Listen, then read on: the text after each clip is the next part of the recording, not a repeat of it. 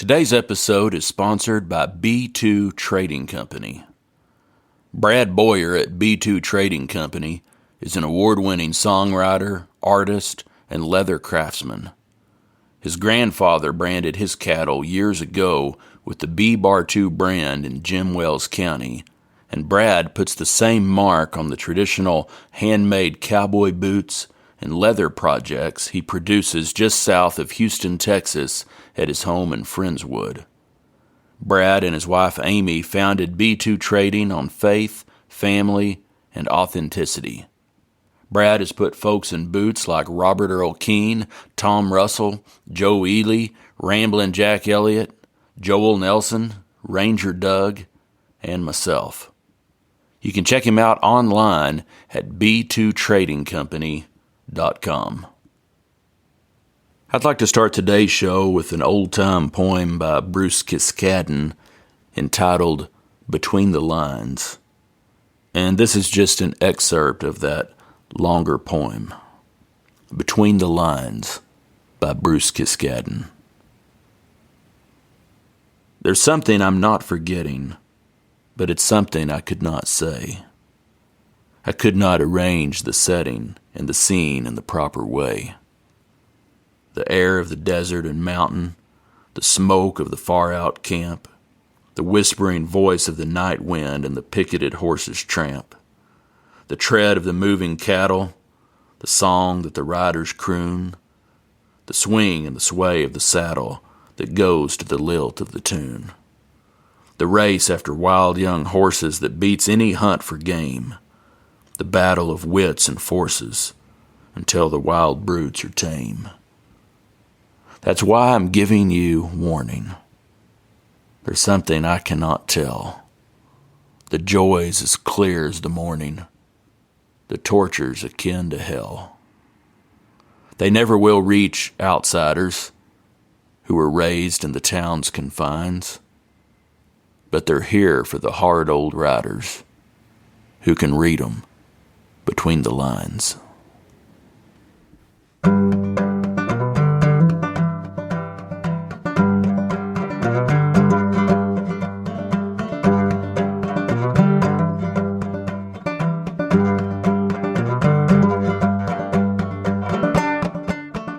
Howdy folks, this is Andy Hedges, and you're listening to Cowboy Crossroads.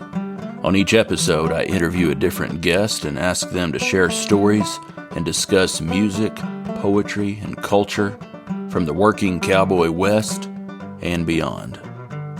My guest today is William Matthews. William Matthews is a world-renowned artist and designer whose depictions of the buckaroo culture of the Great Basin have become legendary in cowboy circles. He has published 3 books of his work and designed numerous album covers, including the cover of my latest release, Roll On Cowboys. Hal Cannon has commented that William Matthews fashions water and color to evoke the billow of a cowboy shirt at full gallop, the patina of a well-used saddle, the blistering mirage of Nevada. Simply put, he sees the West with new eyes. And cowboy poet Waddy Mitchell has said that Willie's work is so dead right and real, a buckaroo can see what is beyond either side of the painting. I sat down with William Matthews inside the Union Depot train station in Pueblo, Colorado, and recorded this interview. Here's William Matthews.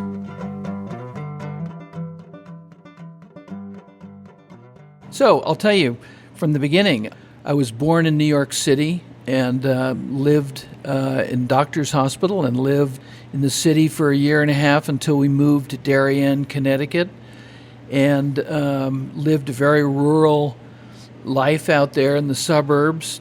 Darien was a lot of trees and ponds and mud, and that was pretty wonderful. And then in the late 50s, my father, who was an advertising executive at Footcone Belding, was offered the job to be general manager in San Francisco.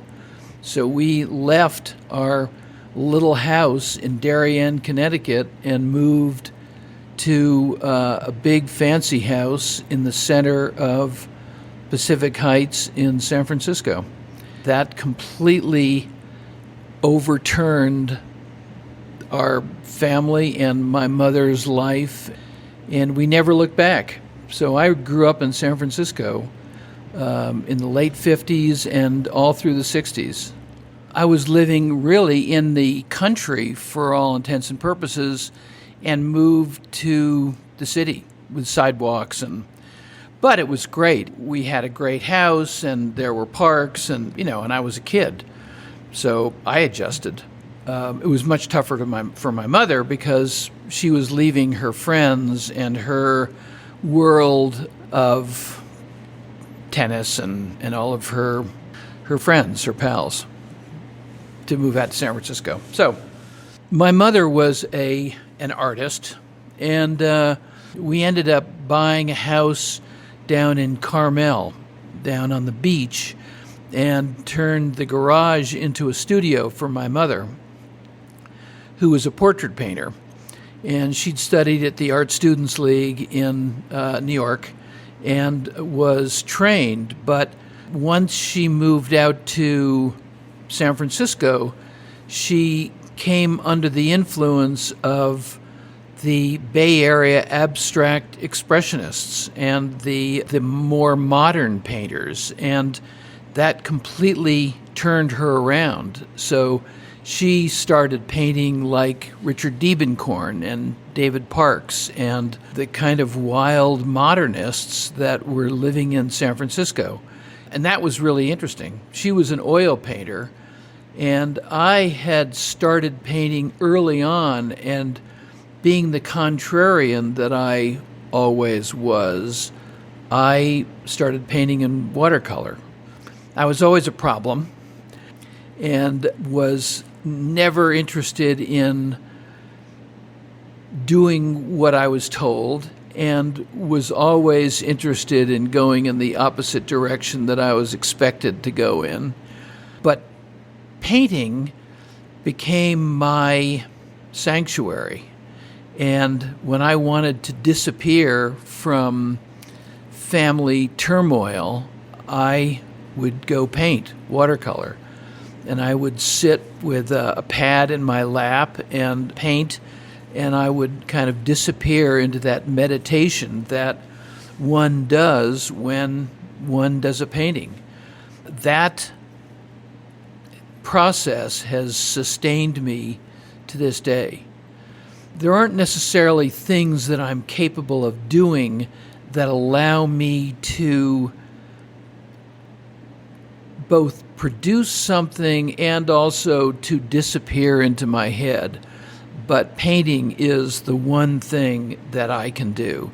So even when I have no idea what I want to paint, I know I want to paint. It's a little like people who are exercise junkies. They keep saying, I need to go for a run. Well, it isn't necessarily accomplishing anything. They just need to get into that endorphin rush that they feel comfortable in. And that's kind of the same for me. So a lot of times I'll go off and I'll paint scenery, or I'll paint something that is beautiful. It isn't necessarily going to yield a painting that I'm going to show or present to anyone. I don't necessarily love plein air paintings that are scenery that have been painted in place, but I know that the process is incredibly useful and satisfying. So I do it quite a bit, and I have mountains of these things. Early on, it was really something that I would escape into. I have two sisters and a brother, and really all of us knew early on that aesthetics and beauty, visual beauty, was kind of where we found solace. My mother was really aesthetic. She decorated the houses beautifully. She had great furniture. She knew what was beautiful, colors that were beautiful. She She taught us about lighting, how you light a room, what it takes to make a room or a building beautiful and aesthetic. My brother is an architect. My sister right below me, Kim Matthews-Wheaton, is a wonderful landscape artist. My other sister, Carrie Knoll, is an amazing designer, decorator, photographer, artist in her own right. So we all do, this is essentially what we all do. We had no real choice. And also, I was completely unemployable. I was never going to work in anybody's office or have a job, hold down a real job. It's not in my nature to do that. So school was difficult. I struggled in school, repeated the 8th grade, but I did eventually graduate. Then I went off to boarding school, got through the first year, the second year. At the beginning of the third year, I thought, shit, I don't want to stay here anymore. So I went to the headmaster and said, I want out of here. He said, I don't know really what you're doing here. And I said, well, I'm here really only because my father wanted me to be here. I was painting, and and we had a rock and roll band, and I loved that, but I wanted out. So I went to another boarding school back in California, got kicked out of that, and that was essentially the end of my education. So I never graduated high school, and I never went to college, but continued to find things that I found interesting.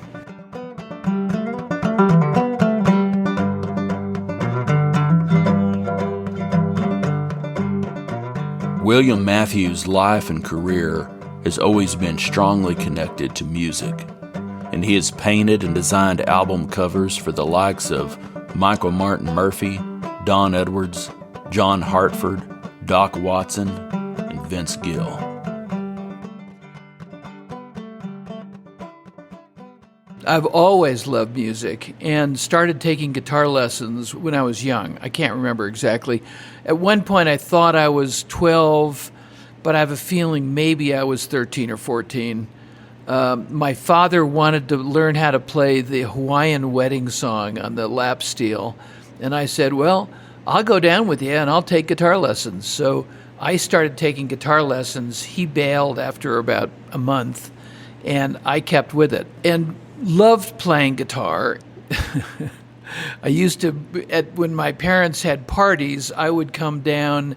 They would always call me down during the party, and I'd come in with my little Martin guitar and sit on the steps and sing Colorado Trail. And that was my little party piece, and then I'd go back upstairs with the kids and we'd hang out. I was never a good enough guitar player. I grew up in San Francisco during the 60s.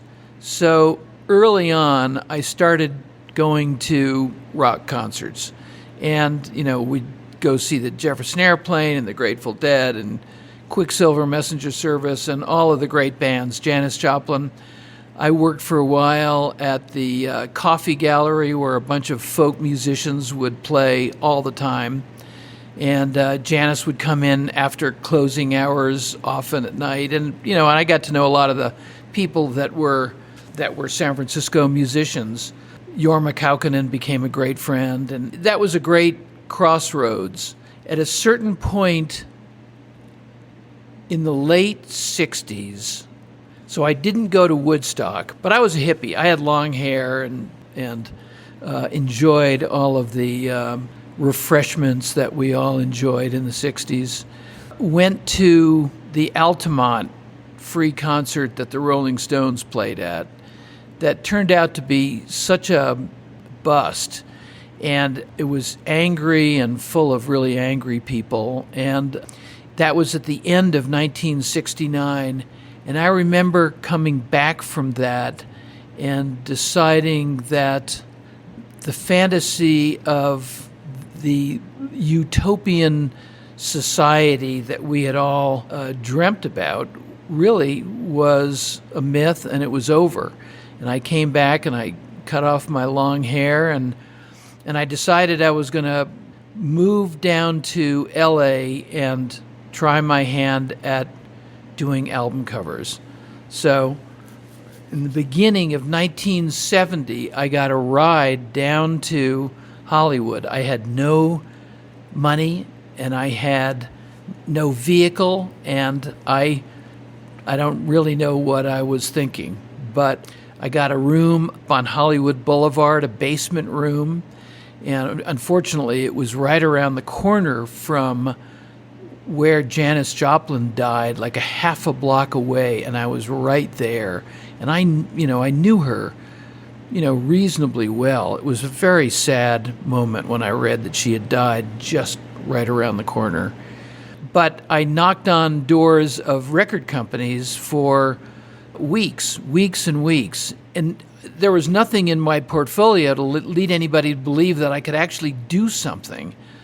But I remember sitting at Blue Thumb Records, complete flyer. I mean, they were doing really interesting things.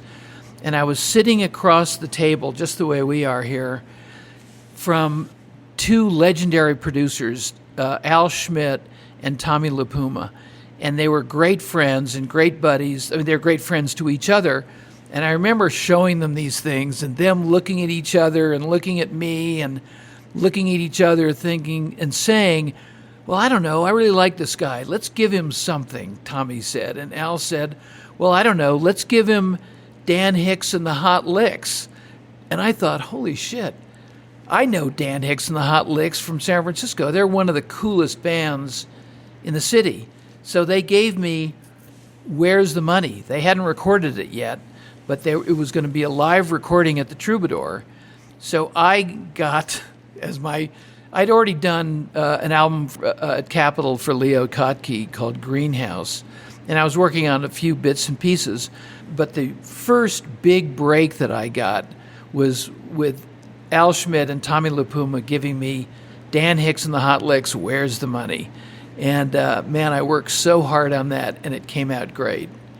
So that was really the beginning. And from there on, I started getting work, and other art directors would let my foot in the door, and slowly but surely I was doing art, and it was being produced, and it was being well received. For some reason, I don't know if it was because I was wearing buckskin pants and I still had long hair, and I had, was wearing and I wore a hat, but I would get Western projects. When anybody was doing something that was somewhat Western, they'd call me. So I started doing Western lettering, and around that time I met Michael Murphy. Murphy was a struggling songwriter at Screen Gems, and he would go into a little room with a piano and a briefcase, and he was writing songs. But he had written an album, two-part album, an opera called The Ballad of Calico. And they had gotten Kenny Rogers interested.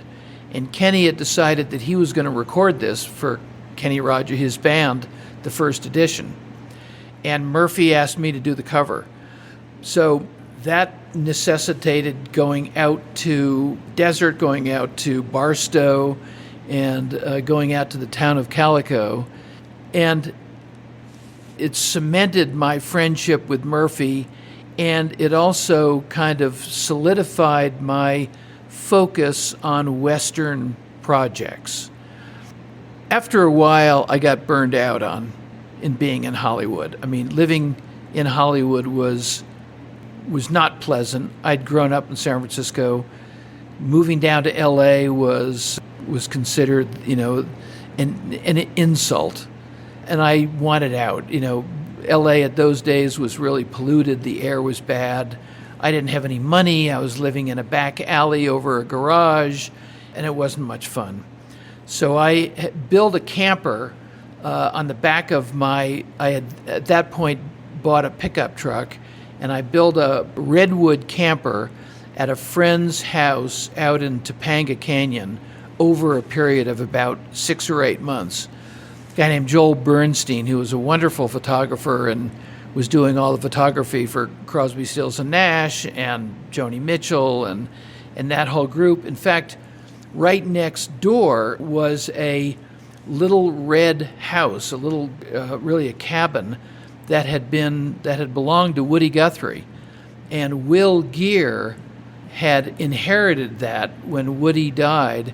So he would come out with his bus over the weekend, and he would come out and stay in that cabin. So I got to know him as well and was in that cabin quite a bit. But I built this camper, and it was really my ark.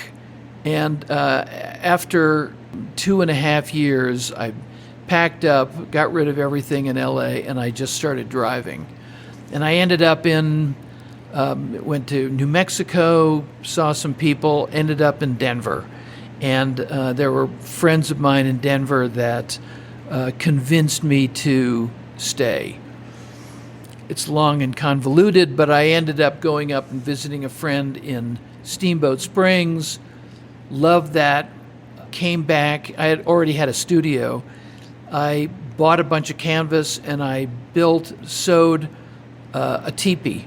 You couldn't buy teepees at that point, so I made one and moved up to Steamboat and lived in a teepee on the Elk River for 6 or 7 months until winter came. So I then moved to Denver. I tried to figure out, of course, my family, who was dead set against me moving to LA, is now dead set against me leaving LA, because now I've got a business going and now I'm getting a lot of recognition. But I'm kind of bored with doing that. At that point, I start doing more than just album covers. I'm working on packaging for the tea company, Celestial Seasonings, who has just started, and Mountain High Ice Cream and Yogurt, and I'm doing packaging for them. And doing, brochures and identities, still doing album covers. I have driven out to the south and knocked on Willie Mitchell's door at Stax in Memphis, trying to get album cover work there. Nothing. I went to Macon, Georgia, and met with Phil Waldron at Capricorn, and he gave me Dickie Betts' first album cover. So I'm out there working with the Allman Brothers, and that was interesting and wonderful. It was a chaotic time because Dwayne had recently died, Barry Oakley had died, and the guys were in bits, both personally and together as a band. But it was really interesting. There were a lot of other people involved. But at a certain point, I got bored with that. I end up realizing I need to travel, so I close up Colorado and I moved to Europe. I've got a banjo with me and a little painting portfolio and a backpack, and that was it. And I was there for 5 years without ever coming back to America. And I traveled around a lot and lived in a bunch of different places, but where I lived the longest was in Dublin, in Ireland. At a certain point, I ended up spending a year in Spain just after Ferdinand Franco died at the end of 1975.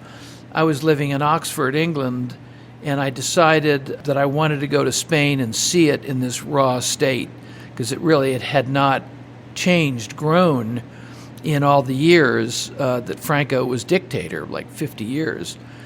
So I took my little motorcycle and I came down to northern Spain and started traveling through Spain. I had welded a rack on the back of my motorcycle for my banjo on one side and my painting portfolio on the other, and then I had a little tiny box with some clothes right behind it, like an extra shirt. I mean, it was nothing when I think about how meager what I was living out of was. But it was an amazing time, and I ended up spending almost a year in Spain, traveling all through the north and Portugal and through the middle and then down to southern Spain. doing a whole lot of different things. I was busking a lot. I was out on the street playing banjo. And I was also painting a lot and trading paintings for hotel bills and that kind of thing. But I was also selling jewelry at the fairs and fiestas. So I was moving around with with all these gypsies for that summer sequence of fairs. At a certain point, I started moving back up north. I came up through Switzerland and Germany and France, still busking, and then back over to England. But I realized that I'd always wanted to learn how to play the uilleann pipes, the great Irish bagpipes. And I knew that there was a revival of great Irish music that was happening in Dublin. I'd heard the Bothy Band and Paul Brady and Andy Irvine at the Olympic in London. So I packed everything up, and at that point, I had sold my motorcycle, and I had a VW bus, which I was living in. And I moved then over to Dublin. And I found Mulligan Records, which was the center of the Irish revival of great traditional music. I remember being over there and Kevin Burke, the great fiddle player for the Bothy Band, asking me if I would help him move some records. And we started moving stacks of records of his, and we'd pick up a stack, and I'd say, oh, well, I did that album cover, and then pick up another one, and I did that one as well.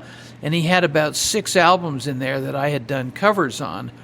So he said, I'm doing a record for Mulligan. You want to do the cover? And I said, sure. So I started working then on that album cover.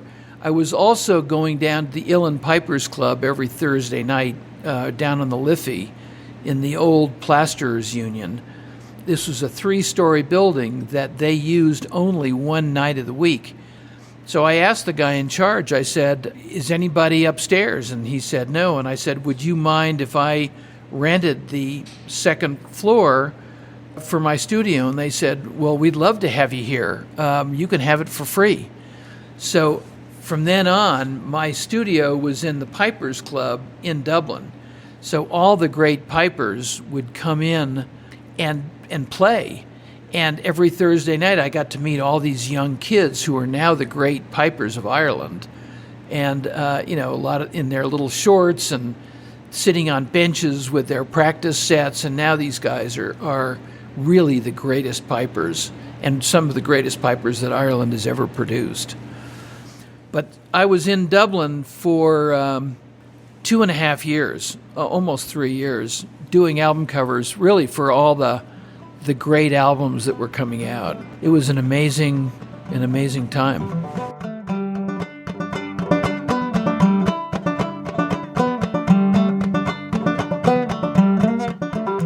Buck Ramsey once defined the cowboy as being in the right place horseback at the right time. William Matthews is a man who seems to have a knack for being in the right place at the right time, always showing up to take part in important creative scenes.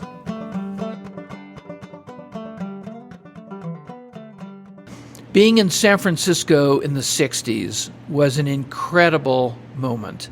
There was amazing energy. It was a lot of really smart people making decisions about their lives and about how they were going to change what was expected of them. Being in Dublin in the late 70s was a very similar time. It was a real revival. It was a magical time. Yes, I recognized those times, and there have been others as well. Cowboy poetry was certainly another one of those times. And I've always wanted to be on the train. So whenever something was happening, I always wanted to be part of the process. I wanted to get in there and do work. I wanted to do album covers in the 60s because that's where the best artwork was being done. I wanted to be part of the music scene in Dublin in the 70s because that's where the most interesting work was being done. The revival of great Irish music to this day stands the test of time. That period of time really yielded, in many ways, the best work. Coming up to the Cowboy Poetry Gathering, that was an amazing time. That was a moment that was really started by Hal Cannon and the folklorists around, but it was much bigger than they even knew, and it took on a life of its own. And yes, once I realized how exciting that was, I wanted to be part of that and started doing posters for it early on.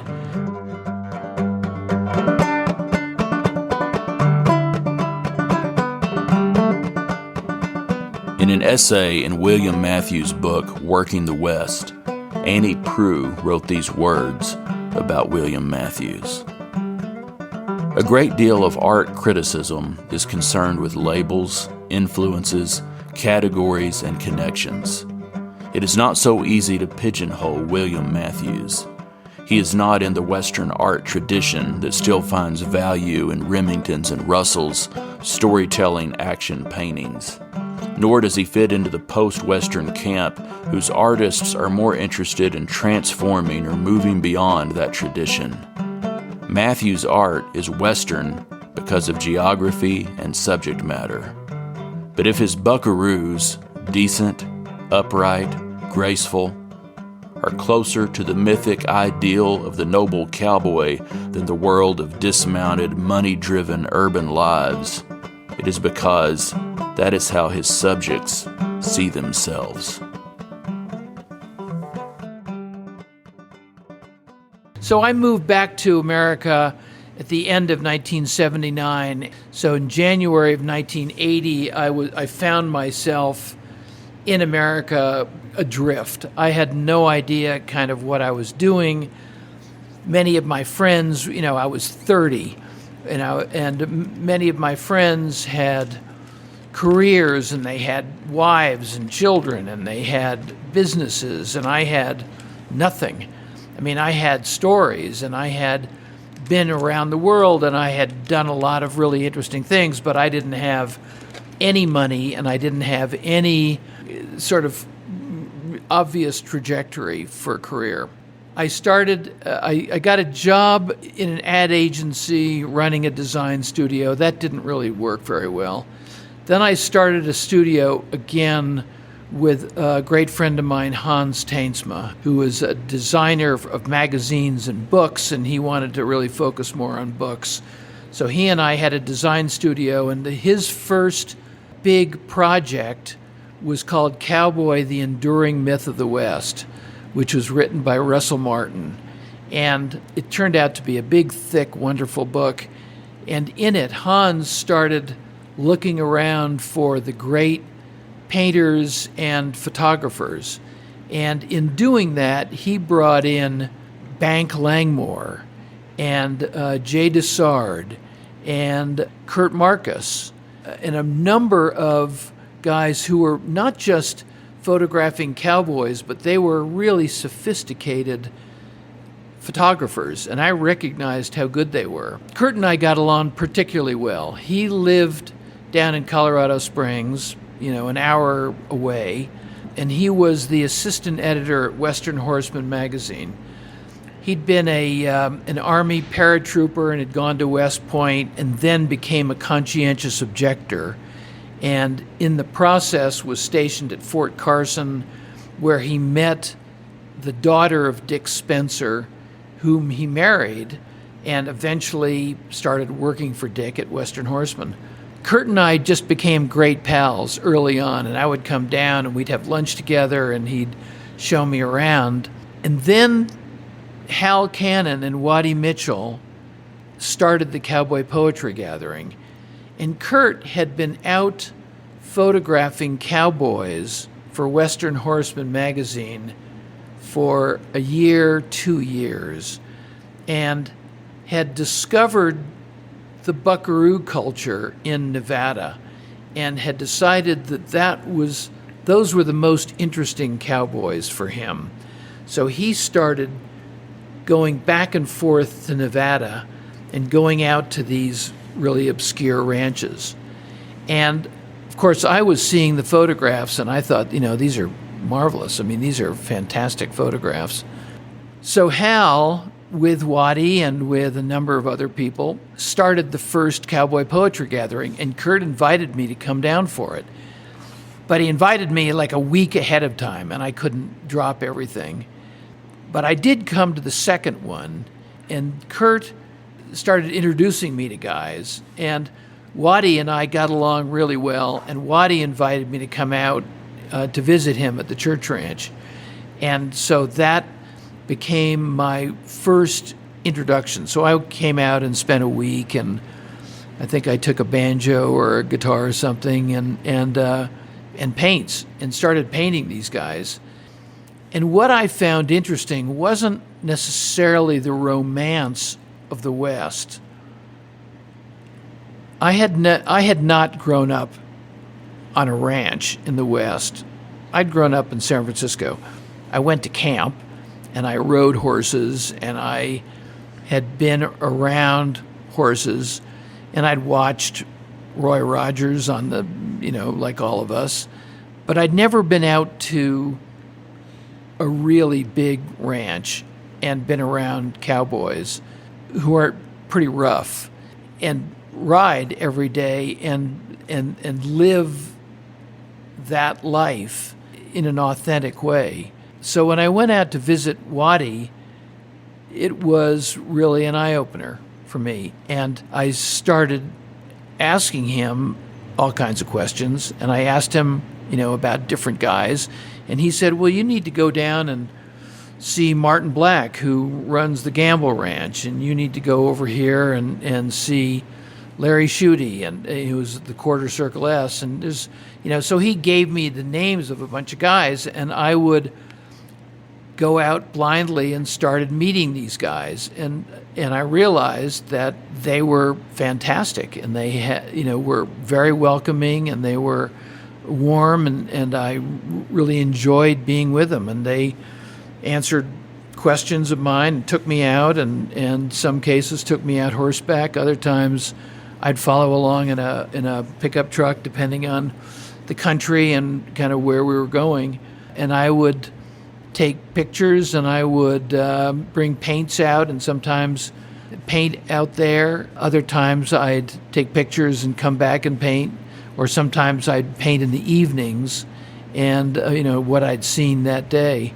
and started this process of getting to know the guys who Kurt had been photographing and that he had ostensibly introduced me to.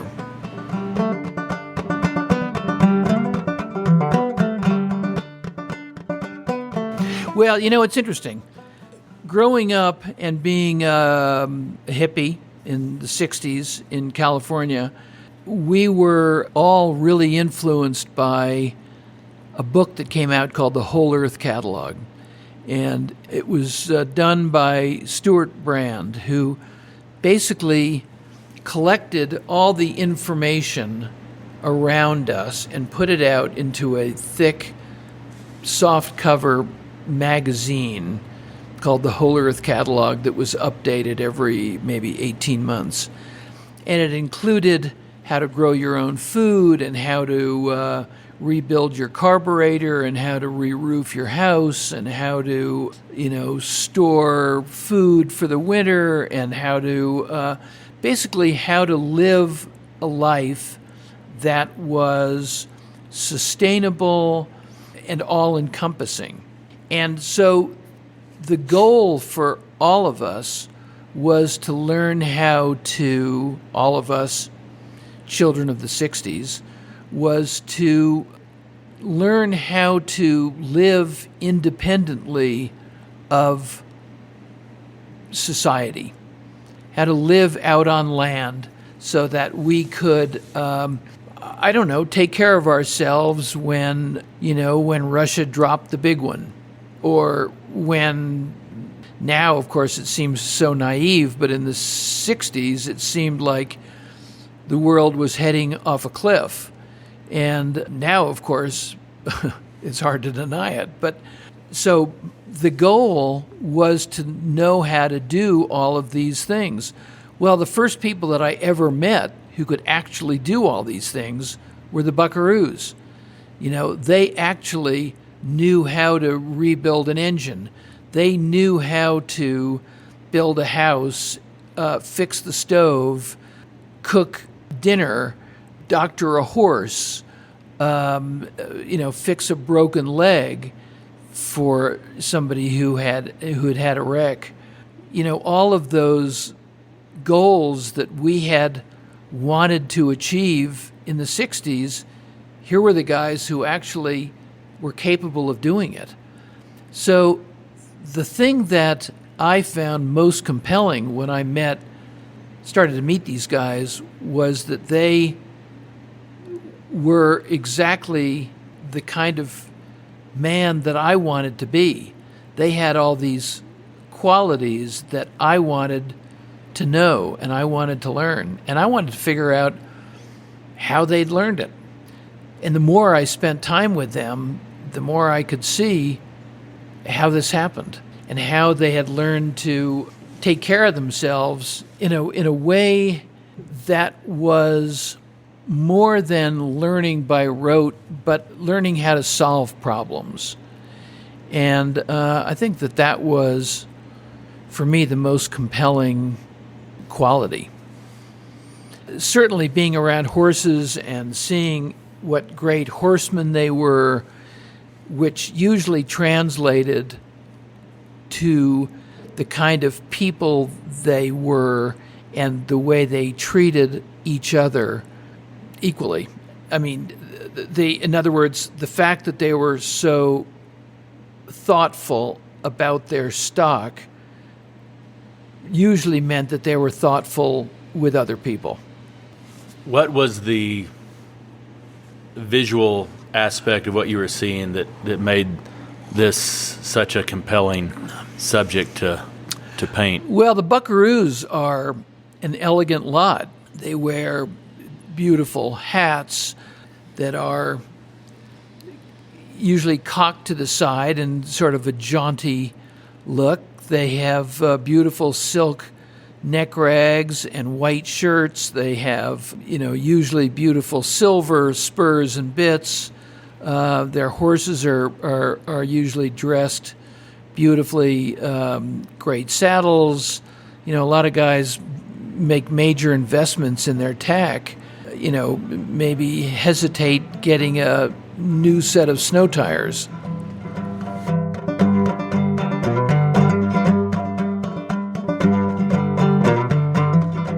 Cowboy poet, buckaroo, and frequent subject of Matthews' paintings, Waddy Mitchell, said this about William Matthews. Willie came to Elko as an outsider, as a man who knew nothing about the way cowboys live. What he painted gave us the truth of ourselves.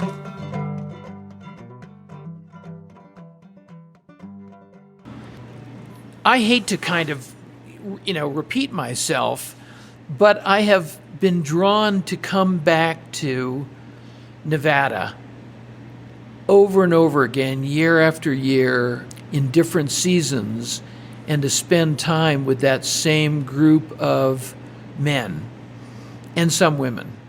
But there's always so much to discover and so much to keep me interested that I do keep going back, to the point that I just went back this fall for the Labor Day Elko County Fair. And it was fascinating. It was fascinating to see that so many friends of mine are still living in the country, and so many guys are still athletics. Doug Groves is still roping like a champion, and Randy Everett is still winning ribbons, and it's amazing to see that these guys are really enduring. So I came out. I had no idea whether anybody was going to remember me and if I was going to see anybody that I knew.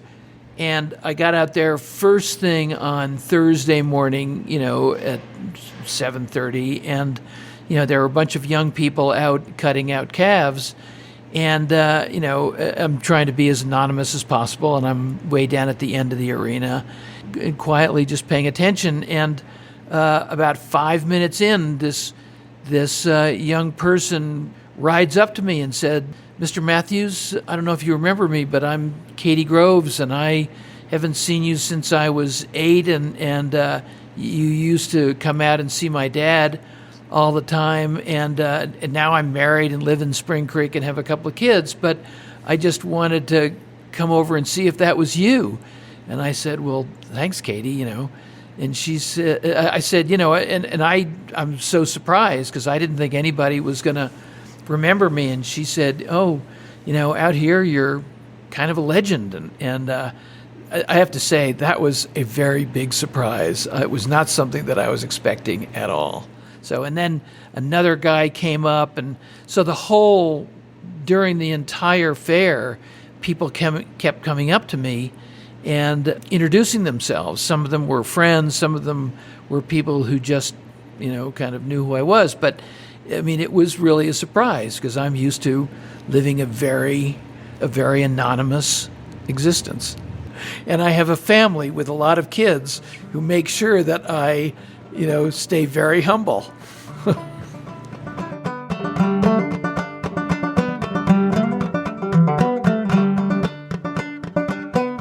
In his book of paintings, Working the West, William Matthews said this: "I have always loved the West, but I never found most cowboy or Western art particularly satisfying. My favorite artists understood design and used drama with restraint.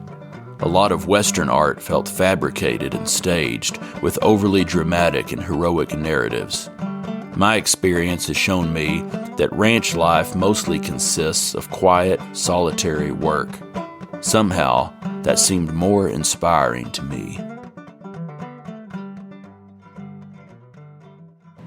I didn't grow up on a ranch, and I didn't grow up in a rural setting. I do feel like my time in Nevada and within the buckaroo culture has affected me very deeply. Part of my trip out to Elko for the county fair was I really wanted to see how much it had affected me. There have been times and situations where I'm not necessarily in sync. At one point, Annie Proulx, who wrote the foreword in my most recent book, which is now a number of years old, asked me, did I think that I was documenting a fading culture? And at the time, I said, no, I didn't think so. I thought that it was going to remain vital and enthusiastic. And I suppose that is kind of dependent on people eating beef and, wanting to support the cattle raising culture, which I still believe is strong and is as much as people will be looking for meat substitutes. I think that there will always be a strong desire to actually eat beef. But I do wonder if there is whether things are fading. I don't think they're certainly changing, and with the advent of cell phones now and cell phone coverage now, I know that cowboys aren't nearly as isolated as they used to be. I remember years of being in bunkhouses where there may have been a black and white television that got one fuzzy channel. And basically everybody had to entertain themselves, had to entertain each other. And, that's where a lot of storytelling and cowboy poetry came from. And I kind of feel like now with cell phones, people don't daydream the way they used to, and they don't have that same time of boredom that we all used to have. And, in that boredom, that's when you come up with ideas. That's when you come up with ideas for paintings or for songs or for poems or stories of any kind. And, storytelling is such a vital and important part of cowboy poetry, cowboy culture. And iPhones are changing that. But it's not to say that it's going to disappear. It's hopefully it will continue, and there will be people who, through discipline, will push their phone aside and allow boredom to be part of their daily routine. I do. I mean, I go through periods in the day where I turn off the phone, it is not on, and I'm not available for texts and emails. And I make myself not get carried away with checking on, reading the news and Facebook or whatever it is that one happens to be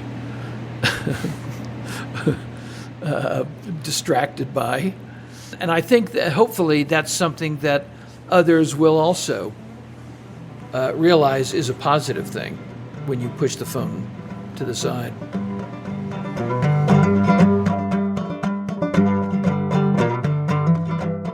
There's a quality in watercolor that always draws me in. It always seduces me. I'm always drawn to the watercolors if an artist paints watercolor or oil like Winslow Homer. I just saw an incredible retrospective of Winslow Homer's in New York a few months ago. And his oil paintings obviously are incredible. I mean, they're really beautiful. They're really well thought out and beautifully designed and beautifully painted. But his watercolors are what really get me. And there's in the transparency of the brushstrokes, you can see an authenticity and a purity that is quite different from most oil paintings. There are a few oil painters that can paint in that way that allows you to really see the hand. But for the most part, it's watercolorists. And I work in other mediums, and I've been working in oil and acrylic and pastel and drawing and all that. But what I keep coming back to is watercolor. It's just, for me, is my comfort zone. It's what I love. It's the language that I love to speak. Andrew Wyeth is an artist that I admired from the time I was a little boy and always loved his paintings, and was very fortunate to get to know him and become friends with him over the last 25 years of his life. And he and I often talked about that because he also had a great love of watercolor. He also did egg tempera and would really chew on, this opaque medium. But at the end of the day, in my mind, his watercolors were his most beautiful, expressive paintings. And I think he agreed with that. And by the way, if people don't know the work of Andrew Wyeth, I would encourage you to look for him, look at his paintings. What is on the horizon now for William Matthews? Well, I have been renovating an old house. That's kind of taken a lot of my time recently. A big project that I just did not long ago was in Fort Worth, Texas. And there's an event center down there called the Dickies Arena. And I was asked to do artwork over the south entrance of the arena, and I did a giant glass tile mosaic mural that is 65 feet long, done of little half-inch square mosaic tiles, hand-cut, hand-produced, down in Mexico, in Cuernavaca. And then 2 giant 12-foot bronze statues, one on the left of a cowboy tipping his hat and one on the right of a Comanche warrior, that the sculptures I worked with Buckeye Blake on, the great sculptor in Fort Worth and wonderful guy, father of Teal. And the mosaic was built in Mexico over 10 months by 29 women working on this huge long table that Diego Rivera's mosaics were also built on. And the bronzes were fabricated in our studio in Denver and then cast in Fort Collins and then shipped down and installed. The model for the cowboy is John Griggs, great buckaroo in Nevada, and the model for the Indian is Jasper Half, who's the nephew of Henry Reelbird up on the Crow Res in Montana. And now, what is next? Well, there are a number of projects that I'm working on, if I can remember what they are. I'm working on a hotel in Denver at the Anschutz Medical Center, and I'm helping put together a collection of Colorado artists who I think are the best Colorado artists, and there will be about 40 or 50 major paintings in this hotel, and that's exciting. What else am I working on? I'm working on an award for the Colorado Music Hall of Fame. I'm working on several album covers, one for the great cowboy singer Andy Hedges, and his duet album with so many of his friends and heroes. And I am also moving into a new studio in Colorado, and I'll be reinventing what I'm doing up there. I think I'm going to be doing some much larger paintings and focusing more on oils, but I think also painting them with a real nod to watercolor. I feel, I'm 73. I feel very young. I feel I have a lot of energy left in me, and my interest is in continuing to reinvent myself and do things that I've never done before. I do have a lot of ideas. I don't normally talk about things that aren't in the works already, because I find that the thinking process is really important to allowing the creativity to become strong. If I talk about things too early, it takes the energy, it takes the wind out of the sails.